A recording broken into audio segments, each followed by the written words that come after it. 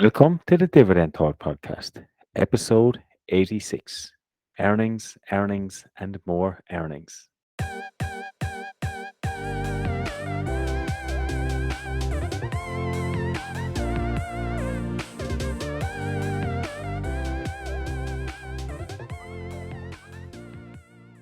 Hey guys, welcome back to another episode of Dividend Talk. Today we're going to discuss the earnings of companies such as Unilever, British American Tobacco, Coca Cola, Pepsi, and more. See you on the inside.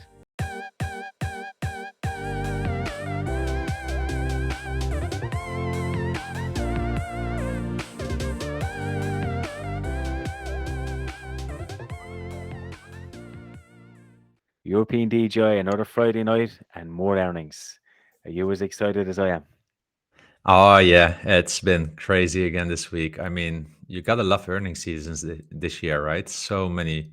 I mean, it's either like knocking it out of the park with lots of upward potential, or they're getting slashed these companies. So yeah, I, really exciting for today. I think this quarter is probably one of my favorites because you get the most annual reports coming out at this time, Mm. which I like. I mean, sometimes I know they can be spread, but you get the most annual reports this quarter, so it's quite hectic and quite busy actually. And not only that, we get now all the European dividend hikes being announced. Yes, which is important for us European investors. We need to keep track with these American guys. Yeah, I can tell you that May, for instance, is I think by far my biggest dividend income month. I Mm. think I get three times more than probably most of the other months in the year. Yeah, I think April and May last year was the same for me. So, Yeah, but some of these European companies only pay once or twice, and they yeah, pay in those months. So you're getting exactly. a full year's worth in 1 month. So Kaching, kaching. yeah, keep it rolling. Yeah, Uh, but let's talk a little bit about some news. We don't usually talk politics on this show, but I think this is probably too big, and it does affect investors, doesn't it? It's all this with Russia and Ukraine and Vladimir Putin yeah. wanting to invade Ukraine. I mean, this is huge news, isn't it? Yes, definitely. And you know, I live near Warsaw, which is probably like a two-hour drive, let's say, to the Ukraine border. So I've never been so close to to such a situation from that point of view. I mean, it's really crazy what's happening. But if I see European leaders flying to Russia, coming back and giving these strong warning signals, I think we need to wake up because this is I've never seen this in my life. I mean, just before the show we were talking about it. I was still a kid when it was with Yugoslavia. We have of course seen Crimea, but I think for many people it was still somewhere in a little island in the sea, far away from the European border, at least the EU border.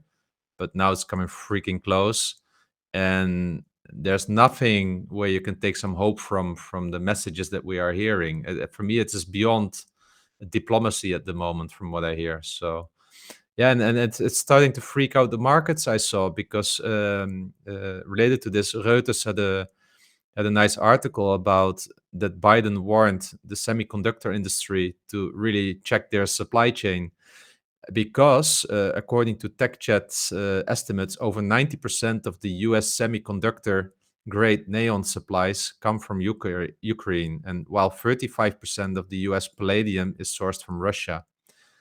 So you can imagine if there's turmoil there, it can hit really the stock. So from one side, I'm really happy. I bought 10 shares of Texas Instruments today at 166. That was my fair value price. But I mean, look at was it AMD today? More than 10% price drop. Yeah, It has a lot with to do, from what I understood, with the pressure of Russia at the moment and the threat of going into Ukraine. So it might mean that if this escalates further over the weekend, that we need to brace a little bit for impact when we think about our holdings in the semiconductor industry.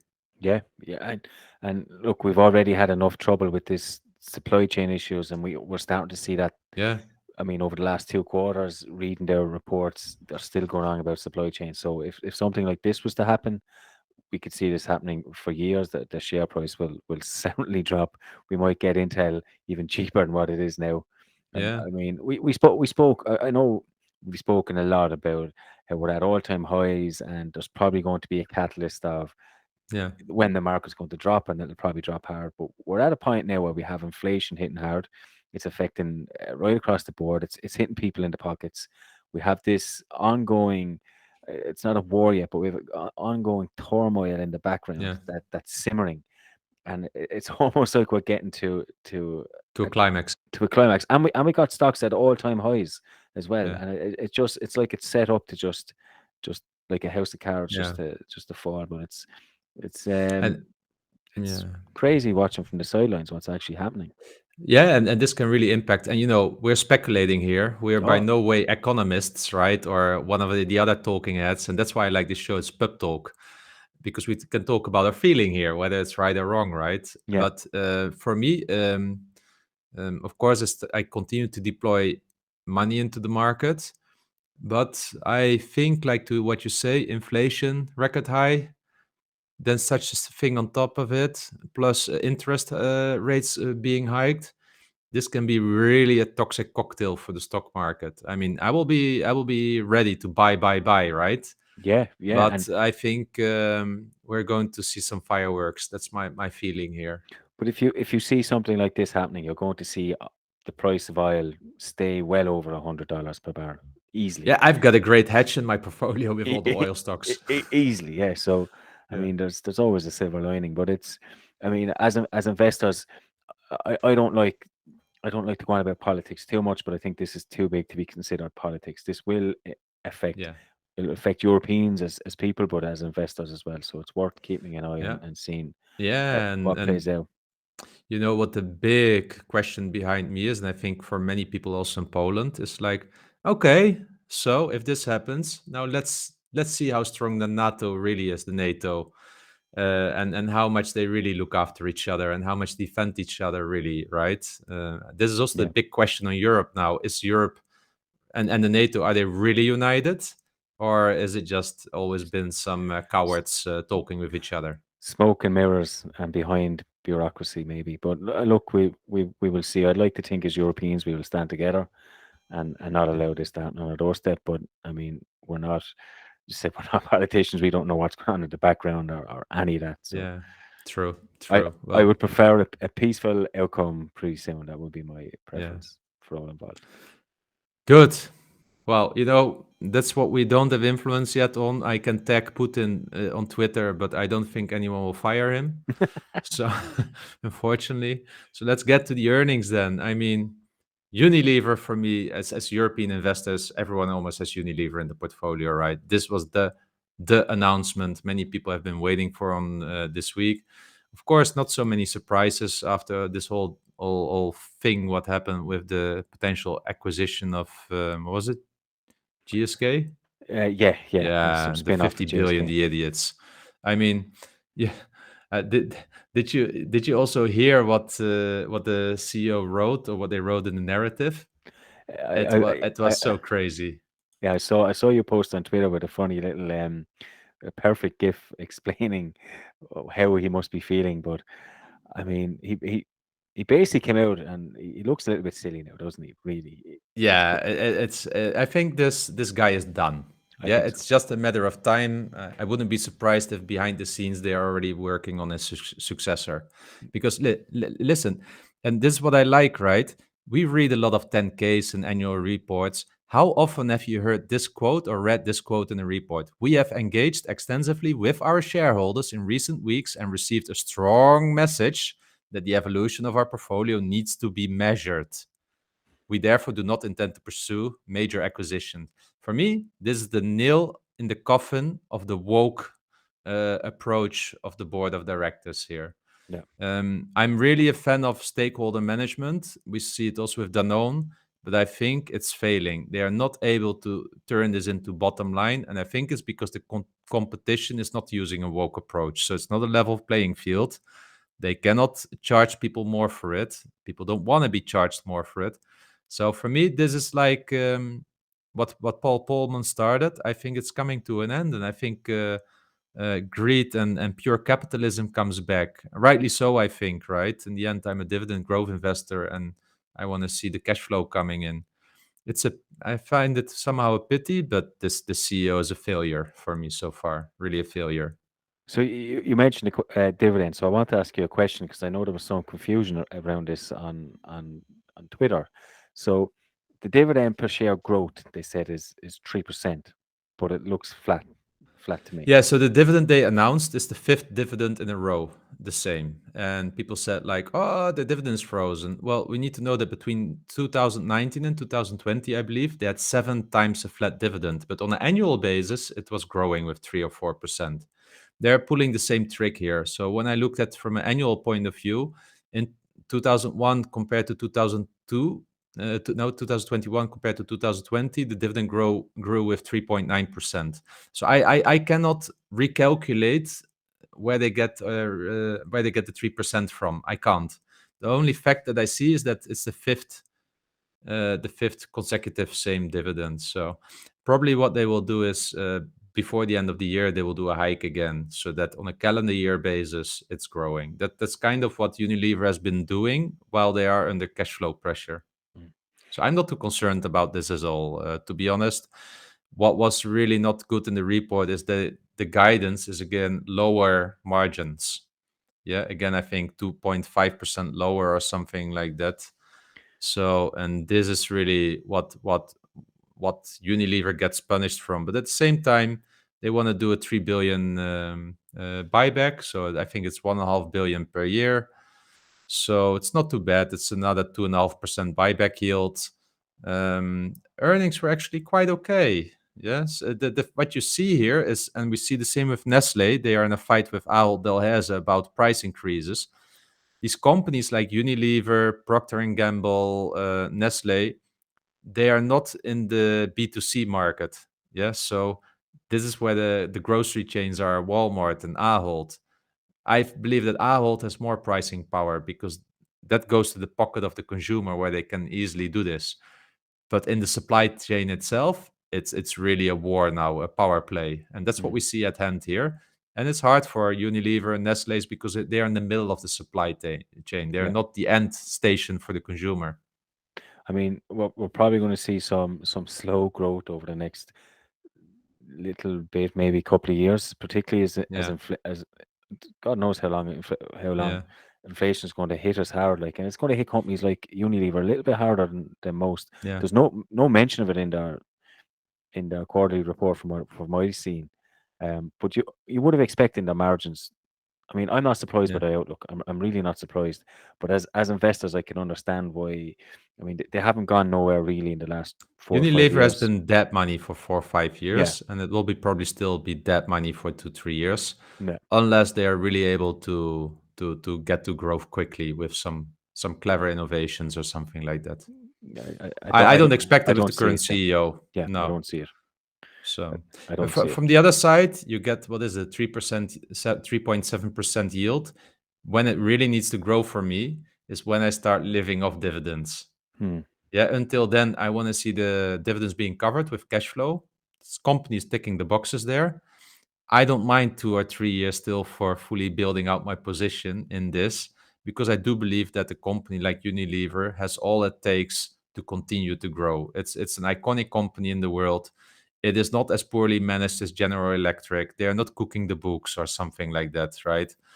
So they are going through this decade-long period where they're just struggling, yeah, with transformation, being a better citizen. Um, that's okay. However, my frustration starts to grow because of mismanagement at the moment. It's pure mismanagement what is happening to this company now, Yeah, and yeah. that's concerning. But there's a lot of pressure on that. I think that's been evident, and I think that pressure will hopefully put the right person in there next, and we see how it goes. But I think we can all agree that the current management won't be there. Well, I look at it simple. These guys get few millions. It's not a social workplace, right? Where you put some mentally ill people to run the shop. Yeah, with I don't want to, by the way, insult here the mentally ill people, but these should be high qualified people Yeah, that are the top of the world, right? And it's not.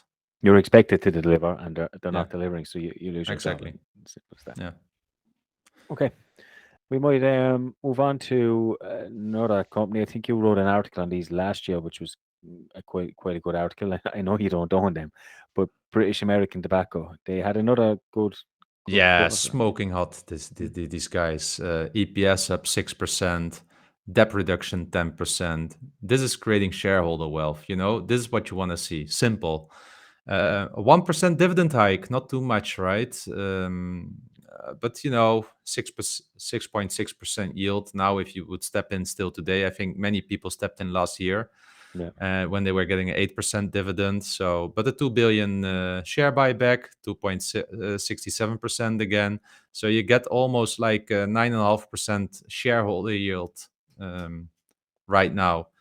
And they are guiding high single-digit EPS growth. So I expect that the dividend will grow a little bit faster again next year. I really like the transition into these newer kind of, how is it?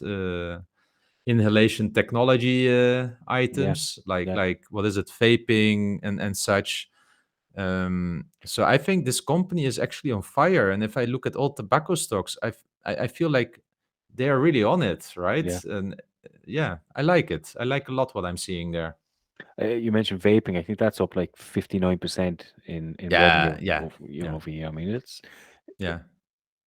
they look good. I have to say, I was disappointed with the dividend hike. It's much lower, but they do have a higher starting yield, so you can't be too Yeah, disappointed but with it's them. far below the historical average. I believe that the last 5 year dividend growth was like 6-7% over Yeah, time. yeah. I was expecting maybe 4 or 5% out of these guys, so I Yeah. was disappointed with 1%. Yeah, and let's not forget that in the meantime, they're also like exploring the healthcare area, right? And so this company has also some other options on the horizon that they're exploring while they're just delivering and on growing their revenue, or how is it? Yeah, growing their earnings in a declining market, which is really interesting for me with British American Tobacco. So good year, really good year for such a company in such a market. So What was their I love their slogan. What's their slogan again? building a better tomorrow. Yeah, Yeah, how hypocrite can it be? Also in their report, they're talking about ESG. Yeah, they're doing a lot about ESG and climate neutral and all this shit. Come on, you're a sin stock. Just yeah, I don't take that too serious with building a better. I mean, it sounds nice. I think it's brilliant. Yeah. I think it's brilliant. I just went on the website and we have a clear purpose to build a better tomorrow by reducing the health impact of our business. You sell tobacco. Exactly. That's what I mean with hypocrite. What I do they love it. want to do? Like sell smaller cigarettes? I love it. Yeah, but I mean, you can just imagine people like you go onto this webpage and you go on. It's nice. It's clean. It actually makes you feel like they are trying to do that just by Oh, I even think looking they at are it. serious. I I think think it's I think it's serious, and probably employees are really proud on this, yeah, and it's important.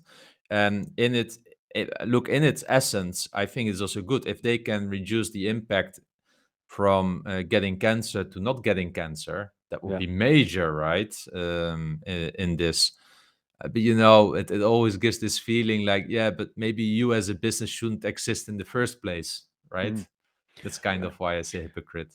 But I think it's brilliant. 'Cause, like, looking at the first page, you would never think that they sell tobacco. It's all um, BAT creates biotech company. They have a picture of McLaren. So, um, what else have they got? They've got forests. They've got scientists. People like you would actually Yeah, but think it's that's why I say today I got some responding. His name is the Irish-born investor or something like that, and he said like, "Wow, the price chart looks like a growth stock." I said, "Yes, it's inhalation technology. It's yeah, not a cigarette company. It's inhalation technology. These are tech stocks." Yeah.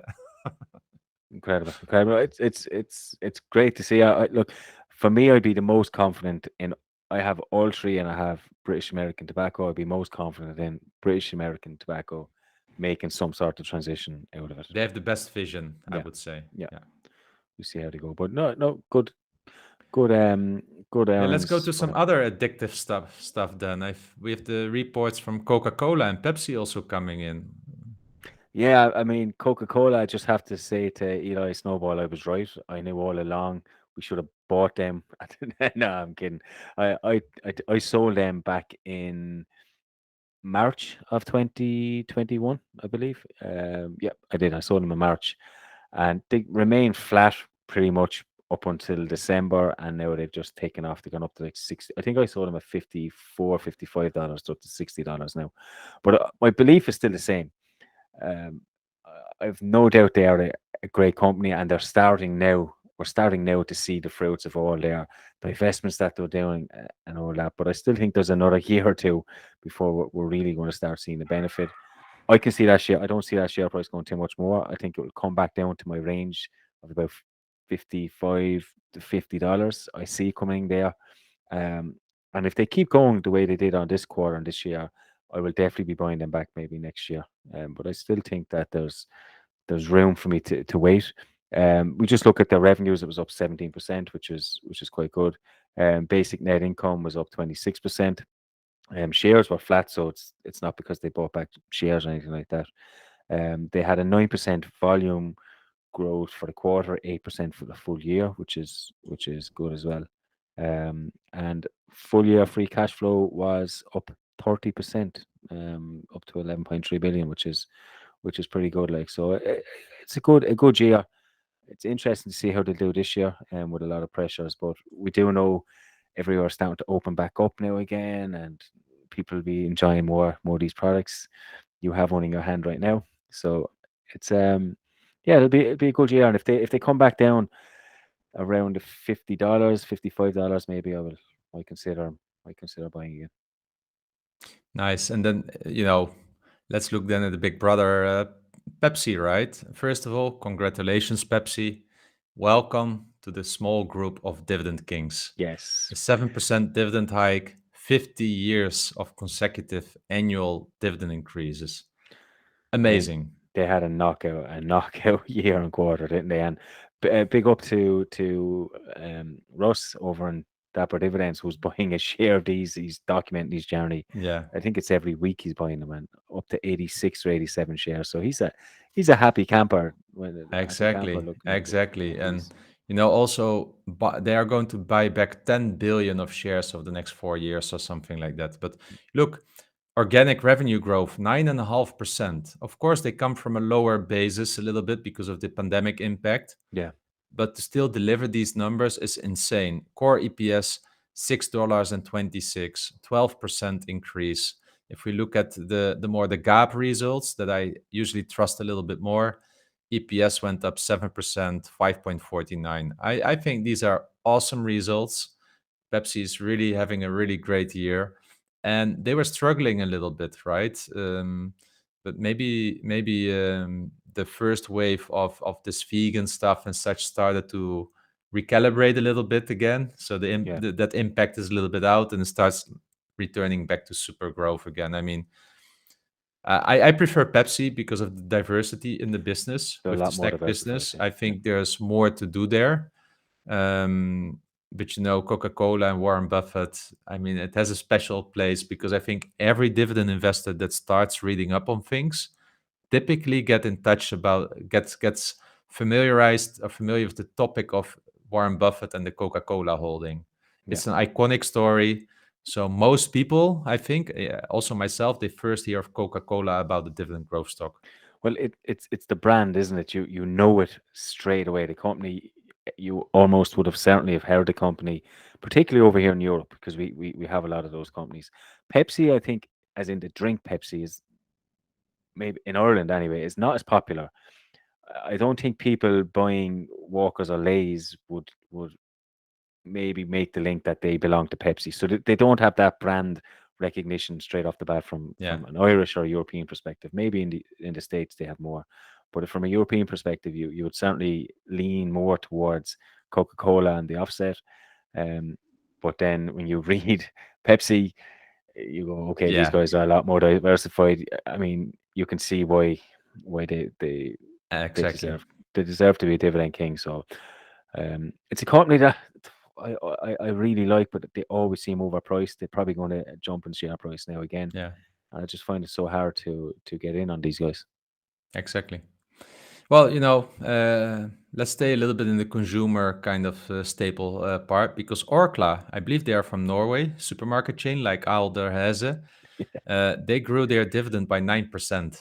Yeah, Nice, right? And the Kleine Capitalist also owns it. He did a tweet out on it to write that a little bit like pointing at Unilever, like eat that. To be fair, I think we should compare it with Ahold, but if you look at their I sit at their numbers, they are just also again good numbers. And here you see where the pricing power is, right? When you have a supermarket chain, you can really pass on the price to the consumer. Of course, they have a lot of competition as well, thin margins, yeah, but it's just easier to do it. So I found their numbers really good from Orkla. Revenue increased by 11% in the fourth quarter, which is huge already for such a company. So um, yeah, good one. And I think we should one time after earnings seasons do a little bit of a deep dive on the show here about Orkla, because it's one of those little gems in how is it in Europe that not many people are too familiar with when they yeah, are not from Scandinavia. yeah. There's lots of those Scandinavian stocks. We had the Finnish company, the telecom company Yeah, yeah, last yeah, week, the yeah. week before. Elisa. Yeah, Yeah, yeah. I have to say, right, the Kleine Capitalist is a pure dividend growth investor. I mean, he'd be putting into the chat, all these companies seem to grow dividends by 9, 10, 11, 12%. It's just yeah, like he has a knack for pure dividend growth. It's yeah. He's incredible. really good at handpicking those stocks. Yeah, yeah. Meanwhile, I have 3M who are raising it less than 1%. Oh, we'll get back later to that. But then I think what I would say, we mentioned Unilever, but probably the most iconic stock in Europe, maybe even the world, in my opinion, is L'Oreal. Yeah, and Wow. and and when their headline says, because they've had some really good results recently, but their headline says a historic year, you know it's going to be unreal. So they Yeah. had 16.1% growth, very strong increase in profit is their headlines. Um, to just always seem to just pump out these big numbers. 16.6 billion euros operating profit, 8.82 euros earnings per share, which is a 20% increase. And then their dividend increased also by 20% to 4 euros and 80. I mean, Selling lipsticks. because you're worth it. I mean, these guys are incredible. How they just took over that whole market, really, haven't they? They just own that whole market, and fair play to them. It's insane. I mean, I'm still wondering until they invent lipstick for men. I mean, if that gets, I mean, look at the optionality they have. They could double the market just by inventing lipstick for men and just get some metrosexual people on the billboards. And before you know, we're all putting this stuff on our lips. This is all what this company still has in room for growth ahead of it. It's insane. Yeah. What I didn't see, and I only quickly flicked through, was their guidance for this year. I don't know Hmm. what their guidance was, so I'll have to give a little bit more time into reading that. But it's hard to see him top this again. It's anyway too expensive for me, so Yeah. I'll stick to the first few pages of the reports. I did an analysis in October and November. If people are interested, they can look it up on YouTube. They will find a video about it. It's just still too expensive for me. So When you yeah, when you when you have a company like this that you clearly want, and they have earnings like this, I mean, it's horrible because you just know they're not coming back down. and that's okay. Look, Texas Instruments as well. Yeah, 2 years long, too expensive for me. Today was the day. Yeah. Patient pays Yeah. pays off. Exactly. Yeah. You don't have to just buy it now. You can wait. You can wait for the Yeah. opportunity. Let's have a little look at Siemens. I know we've covered them on this show before. It's a company that I really like. I'm heavily involved in the area, particularly around the industrial place and automation. But they had a really good year again. 12%. Was it?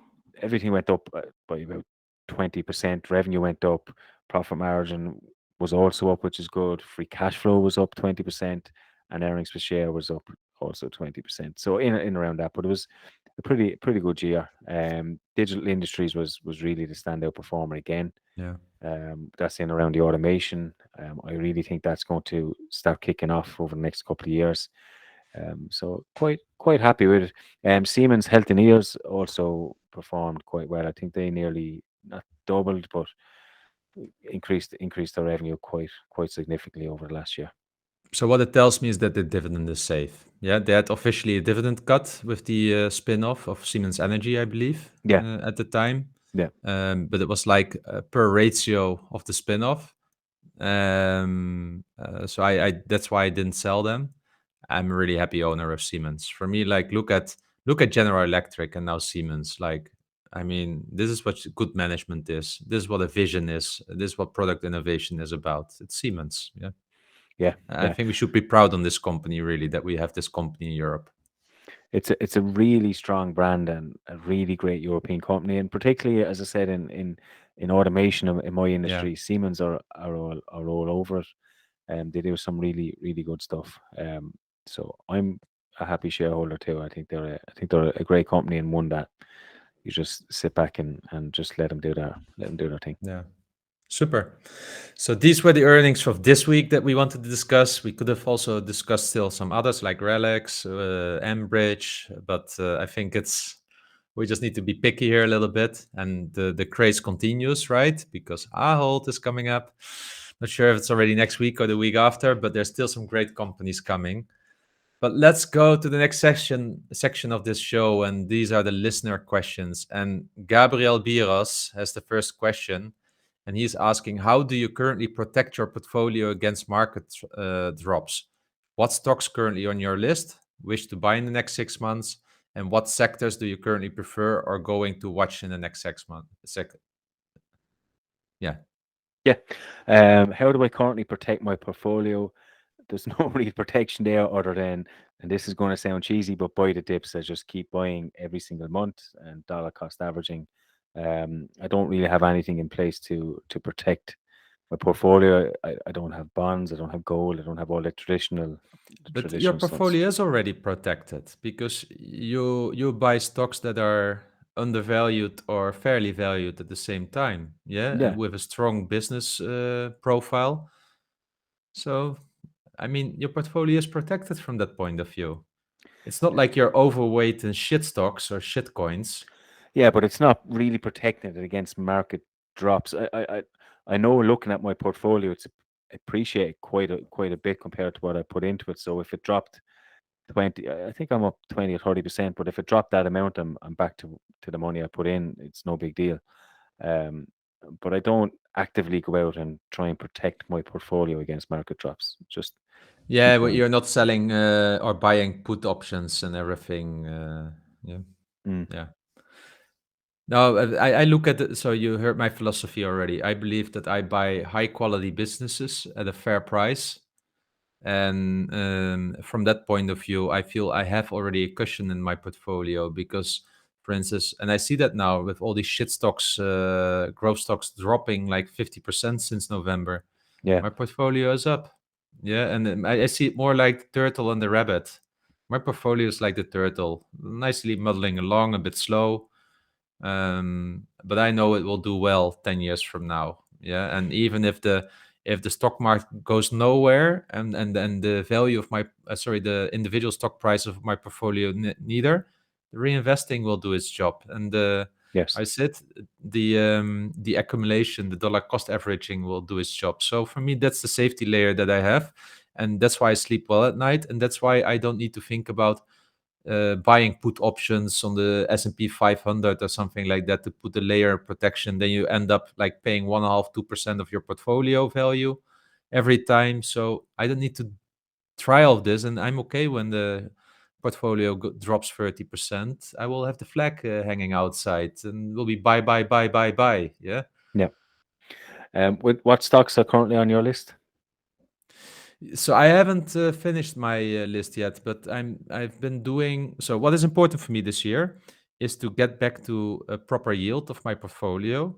One way of doing that is by a stock market crash. Then, so that's way. But And I want to get higher growth companies at the same time. So that's why Texas Instruments is so good for me. Although it is lowering the average yield of my portfolio. However, I see it growing of 10% annualized in the dividend. It has Yeah, this power, right? yeah, So that's where my focus is. So that's why HPQ is on my list. That's why I bought Viatris is also on my list. Texas Instruments. These are all American companies at the moment, but I'm still doing my further research right now. mm. Yeah. I mean, semiconductor companies such as Texas Instruments, Intel are there for me. I'm really looking at automation companies a little bit more. Siemens, I've had a little bit to Siemens over this month. Um, I want Schneider Electric, and I'm looking at, so I would really love to have a company like Keyence.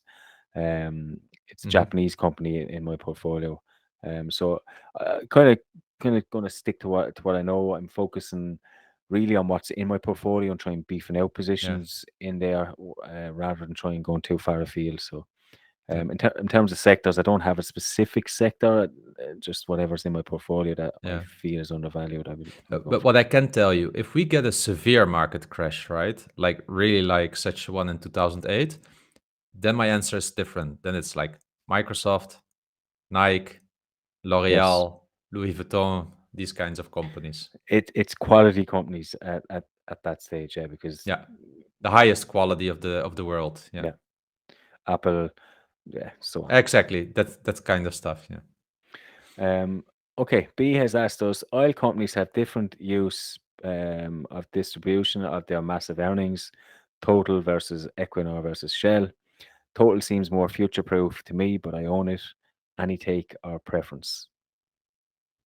Yes, I plus one to everything he says. Total is for me the best managed and positioned company for the future. They did finally a dividend hike again, by the way. We forgot to mention, maybe we mentioned it last week. So finally, a dividend hike again. From that point of view, I do think that Shell can grow their dividend faster generally because of the dividend cut they have behind them. Yeah, And I think Shell is number two when it comes to positioning for the future. So I still have ExxonMobil in my portfolio. I wanted already for a year to switch it to Total. Somehow something is stopping me from doing it, and I think it was the lack of dividend growth in Total Energies. But I will probably revisit again, and maybe I should just sell half of my ExxonMobil and deploy it to Total. But he's totally right with everything he says. So yeah, yeah. He's asked me a question about Orange. So they have their new CEO. The last CEO got caught up in some embezzlement scandal, so he had to abruptly leave. Um, I know I can't remember the name. I think it was Christel Haleyman or something. I don't know a whole lot about her. I know she's coming from Schneider Electric. I really don't. I really didn't look into her a whole lot. I do cover Orange, I say, for sure dividend. So when their next earnings, I think it's next week. It's coming up or the week after. I will definitely look into them a little bit more and see and just look into what she's doing. But I mean, let's see, let's see. I from what I gather, she did okay in her division in Schneider Electric, so it could be good. Could be super good for the company. Yeah, yeah. And good. it's nice to have a female or a woman in charge here. I know in France they were saying there's only maybe one or two others. It's not quite common. So from a diversity and inclusion point of view, it's good to see that there's progress being made there too. Well, you know, in the end, I don't care about what gender it is, as long as they earn money for shareholders in a sustainable way. So Yeah. good. Next question is from Matt Barker, and he's asking what your thoughts are on the short and long term prospects of 3M. So I'm not too bullish on their short-term prospects at all. And if you I, I, looking at I think I put up a little one page or dashboard of my metrics, and just looking at the metrics alone, I think they scored a 79 out of 100, which might seem to think that I would buy them, right? But actually, numbers can lie to you a little bit. So what concerns me about this company is over the last, I come back every year, so I can pick any time period, one, two, three, four, five. the dividend growth has always outpaced earnings, revenue, and free cash flow. Has always over all that period. That's a red flag to me, and that means that it can't continue to increase its dividend at that rate. And we've seen that they put out this less than 1% dividend raise. I just think it's pointless. We know they can't afford it. They're heavily in debt, and they're paying down that debt over the last year, and that's great. But I would rather this company come out and say, instead of giving a 1 cent raise, right? I would rather them say, look, we're keeping the dividend the same, we're just paying down the debt. That's all we're focusing on. I think Shell did something like that. They said, we want to pay down the debt to this amount, and then we'll increase the dividend. And it was clear, you know what they were doing. It's just smoke and mirrors here. We'll increase the dividend to keep the status. Okay, the status is important to everyone. I'm not one for status. I just want a clear path and honest. And we look at the company. It just simply isn't grown their top line or their bottom line over the last 5 years, with the exception of this year to 2021, with the help of COVID PPE had a Yeah. huge help in Yeah. that. If you take COVID out of the equation there, it probably would have been flat again. I don't know if that's going to continue next year. I know masks are starting to go and all this PPE is starting to ease off, so maybe that might taper down. But I don't see where their short-term growth is coming from. I'm really struggling with that. Yeah. I think inflation is going to have a huge impact. I think their debt level is a little bit too high for me. And as I said, when dividend growth is outpacing, but like over the last 5 years, for example, it was nearly 6%, whereas free cash flow was only 2.2%. Yeah. That's too big of a gap for me. Yeah. So for Yeah, me, it's simple. I don't really have too much faith. I'm not happy with this company at the moment, so I probably want to sell my shares in them. I think Yeah. I mentioned that to you at the start of the Yeah. year. I wanted to do that, and I think this just really confirms. Looking at the So, numbers, so I I'm still own 3M. I'm not selling it. I mean, for me, this is a company where I would wait for a dividend cut before selling, unless the fundamentals are really that deteriorated. But for me, they get a pass for now. It's clear that they're struggling. I'm not adding more either. I would need to see a catalyst or yeah. prospect. Also, these earplugs litigation Yes, I are forgot to really even mention that. concerning me. Yeah. Yeah, but yeah, this is where my dividend growth investing comes in. Like that, here I would wait for probably for a dividend cut, and yeah, I will probably wait for that first. So I did mention litigation on that. I mean, I would only consider buying these guys if they were deeply valued. Okay, and they They would have aren't. to be Yeah. around maybe $100. 110, Yeah. $110 maybe to start considering buy these guys. But uh, I don't know. I think they get a free pass because they're a dividend king.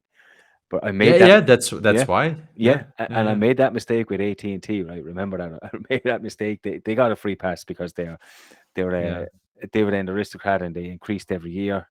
They had high debt. I know it's slightly different because the debt load is humongous at AT&T, but remember that's what they started doing. 1 cent yeah. increase every quarter, boom. But this is But the thing with 3M. We still have probably few years. This is a slow compounder. That's so nice about dividend growth investing. You can make up your mind of the next 4 or 5 years. yeah, yeah.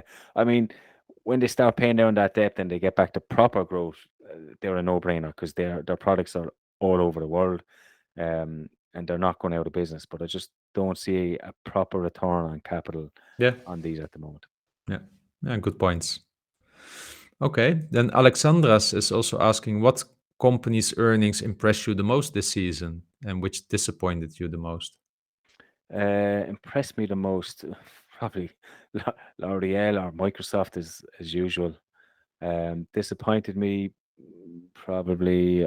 Don't know off the top of my head who disappointed me the most. Actually, I can't remember. Yeah, what disappointed me the most was Facebook. I own a little bit of Facebook. I know it's a non-dividend stock, No, but it was. I think Zuckerberg lost his mind. I think literally, like you have this sometimes with people, right, that become so wealthy and so full of shit about themselves. I think he lost his mind. So I'm holding still on them. It's a value play for me. But Facebook was the most disappointing. And other than that, I would say that generally Unilever has been disappointing really yes, over the last few yes, weeks. Yeah. yeah.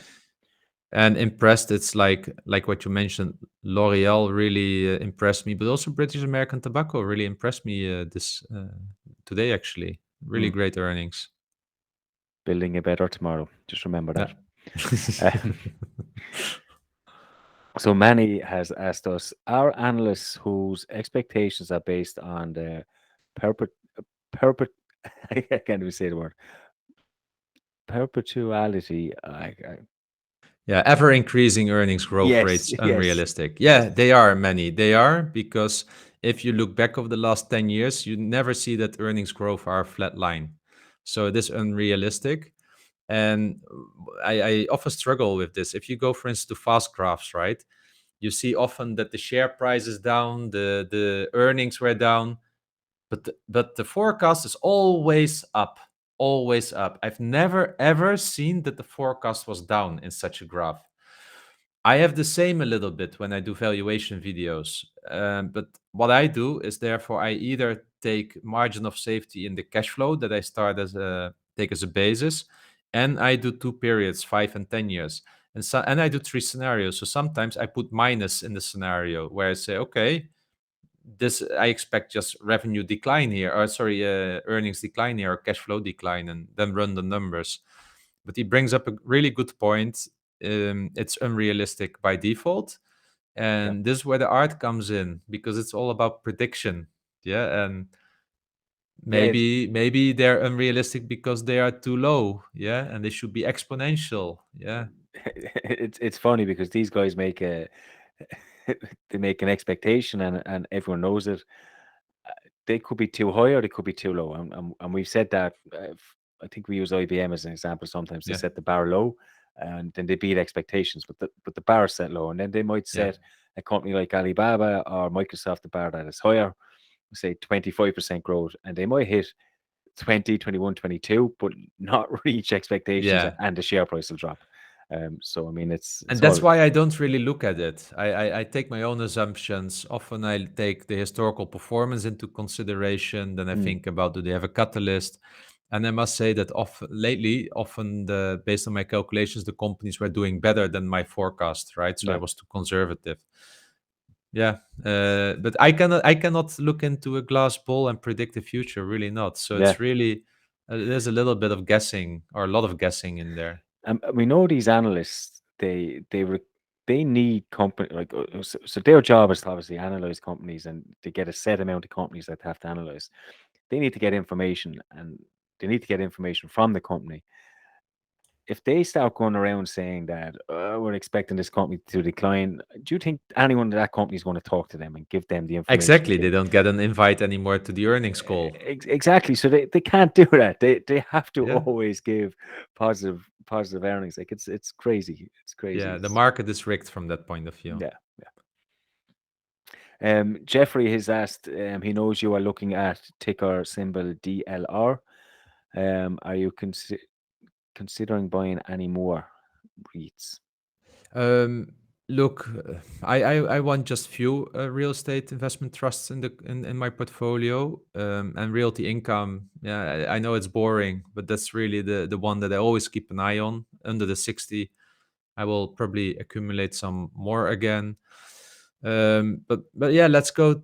So no, that's it. But maybe are you considering other real estate investment trusts at the moment? No, no, and do you know what? It's an area that I struggle with understanding the business and how to actually look at them, and it actually really makes me miss Dividend Dame because he was always my go-to guy with stuff Yeah, like that. If questions or he always knew about every yeah, any company I've went, he always knew about them. So I think I've really income. I think I think that's it, and I'm yeah. not Yeah, really so I've looking. got also Omega Healthcare Investors, which is Yeah, a bit where people are concerned about that we spoke about last week. But I know that Vici, ticker VICI, is really popular in the dividend investment community. Jeffrey, I believe they own some casinos in Las Vegas. Also, Simon Property Group is really popular. I think they have some shopping malls. yeah, The issue for me is with American Real Estate Investment Trust is I don't live in America. I don't even understand the casino culture. yeah. So I find it really hard to get a feeling for such companies. But Jeffrey brought up DLR ticker, DLR, which stands for Digital Realty Trust. And that's also my stock pick of the week.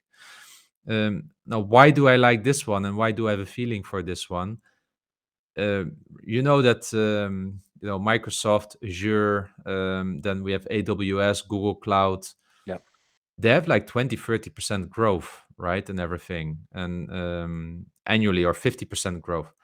So what they're doing at the moment, they're investing a lot of capex into data centers. But who's building those data centers and who's maintaining those? That's Digital Realty Trust, Yeah. and they are operating globally, not just in America. So those Google Cloud data centers in the Netherlands, they could be as well from Digital Realty Trust. I haven't looked that up lately. I initiated a position at $150 like last year. I bought like 2 or 3 shares just to have it in my portfolio. They dropped now to 135. That would be for me a 10% drop. They're still expensive at a 21 multiple from a, what is it, the FFO, funds from operations. I would like to see that around 18 or something like that. So for me, it should still drop another 10%, but then Yeah. it will be buy. I think the yield at the moment, what is it, 3.3%, 3.4%? Yeah, 3.4% at the moment. So, and I expect this dividend still to grow for many years in the future because they are in the sweet spot of everything that we have been seeing with the increased digital transformation of all these companies, the move into cloud. This company is really there. And the nice thing is, most people don't know this company because it's the data centers, right? And I love such kind of companies. They're a little bit hidden. Yeah. But, unfortunately, many people still found it out. And that's why it's trading at a 21 multiple of funds from operations. So. Yeah, nice company. I mean, there's so much data being stored everywhere, like data centers, more and more. I think I read in Ireland we have 4, and the amount of Yeah. energy these things I wouldn't be consume. surprised if they're also owned by them. Yeah, So, probably, yeah. because So I'm thinking of buying again, just 3-4 shares maybe next week around these prices. The yield is also good. I believe in the future, but I wouldn't consider them a value play at the moment or something like that. Maybe they are now nearing fair value. no, nice choice, nice choice. Maybe I'll do a research on it and maybe a video on it in one of the upcoming. Maybe, I don't know. I wasn't planning this weekend, but who knows? And then I'll know more. Good. Look forward to it. Okay, that's the end of the show. It's been great as always. Thanks for the stock pick. Always nice to hear your take on it, and think our DLR seems interesting. I will say for real estate investment trust, there's a guy on Seeking Alpha, Brad Thomas. Yeah, he's the legend. Yeah, who really knows his stuff. So going back to Jeffrey, if you're looking for more information, follow his Seeking Alpha. Yeah. It's pretty detailed. He releases 2 or 3 articles a week. Yeah. Worth following. But yeah, thanks a million for all the questions. Thanks to all our listeners. Hit us up on Facebook, join the group, hit us on Twitter, and we will see you all next week.